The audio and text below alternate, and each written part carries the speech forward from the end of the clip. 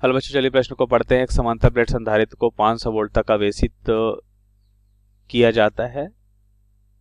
अब इसकी प्लेट के बीच की दूरी को घटाकर आधा कर दिया जाता है, तो संधारित्र पर नए विभवांतर का यहाँ पे गणना करना है। तो इस प्रश्न को समझने के लिए सबसे पहले हम प्रश्न की मुख्य अवधारणा को समझेंगे। तो हम यहाँ पे लिखते हैं मुख्य अवधारणा। सबसे पहले हम देखेंगे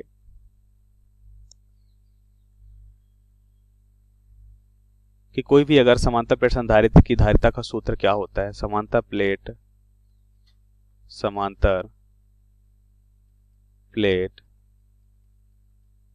संधारित्र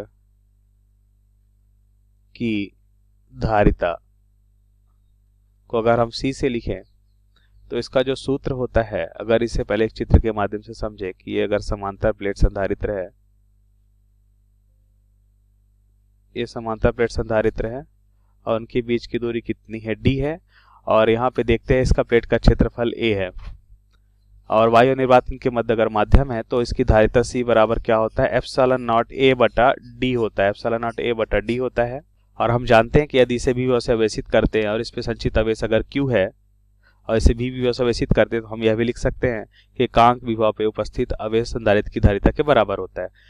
अब हम प्रश्नानुसार उत्तर को समझ लेते हैं। तो हम देखते हैं कि पहली स्थिति में अगर समांतर प्लेट संधारित्र है और इनके बीच अगर हम दूरी कितना मान लेते हैं, D मान लेते हैं, इसे भी विभव से आवेशित करते हैं और जिसका मान हमें दे रखा है, कितना दे रखा है, 200 यहाँ पे दे रखा है 500 वोल्ट।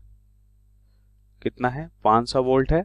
और इस पे मान लेते हैं आवेश कितना हो जाता है, Q आवेश संचित हो जाता है। तो इसकी धारिता अगर हम C माने तो C बराबर हम क्या देखेंगे, एक तो हम कह सकते हैं एकांक विभव पे संचित आवेश, जैसा कि मुख्य अवधारणा में हमने देखा। तो ये हो जाएगा पहली स्थिति के लिए।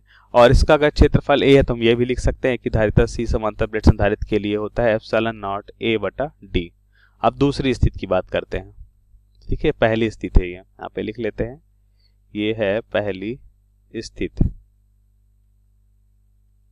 पहली स्थिति के लिए है। अब दूसरी स्थिति की बात करते हैं।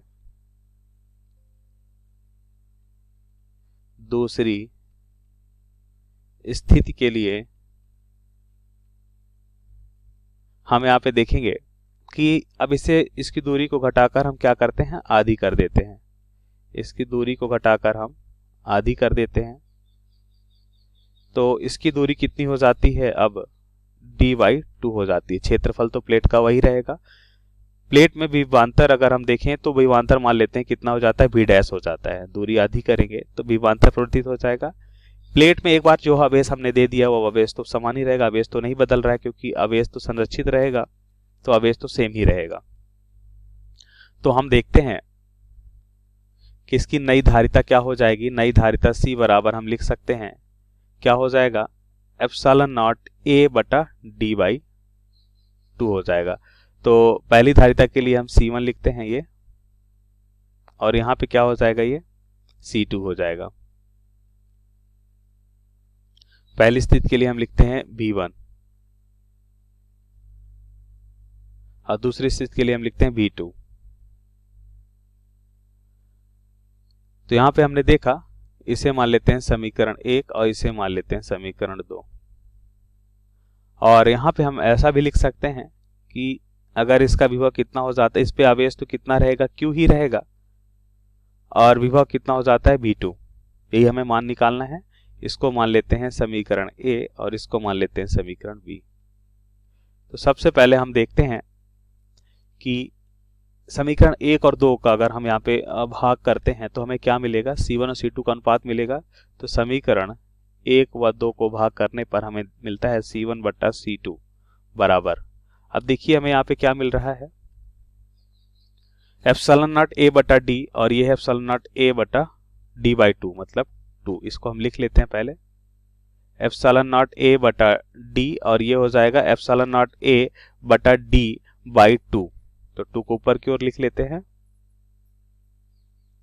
तो यहां से हमें मिलेगा D/2 है, ये है हमारा D/2। तो 2 यहां पे आएगा ना, यहाँ पे हो जाएगा। तो अब ध्यान से देखिए, एप्सिलॉन नॉट से epsilon not a cancel, D से डी कैंसिल, और हमें क्या मिल रहा है, C1 बटा C2 बराबर मिल रहा है अनुपात 1/2 मिल रहा है। अब ध्यान से देखिए, यहाँ पे हम लिख सकते हैं ए और बी का अनुपात। ए और बी का अनुपात क्या हो जाएगा, ध्यान से देखिए, ए और बी का अनुपात हो जाएगा, समीकरण ए और बी का अनुपात हो जाएगा Q C1 बटा C2 बराबर Q बटा V1 और Q बटा V2। यहाँ पे लिख सकते हैं ए और बी।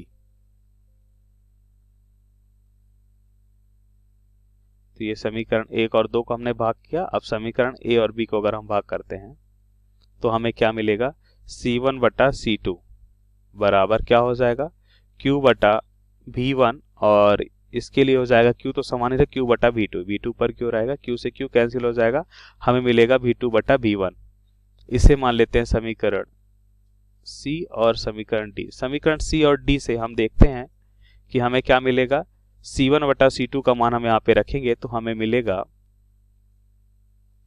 C1 और C2 का मान रखेंगे तो 1/2 दे रखा है, और यहाँ पे ये हो जाएगा V2 बटा V1। V1 का मान कितना है, 500 में दे रखा है। तो V2 कितना हो जाएगा, यहाँ से हम देखेंगे तो V2 का मान हो जाएगा 250 वोल्ट। तो ये हमारे प्रश्न का सही उत्तर होगा। आशा करते हैं आपको समझ आया होगा। धन्यवाद।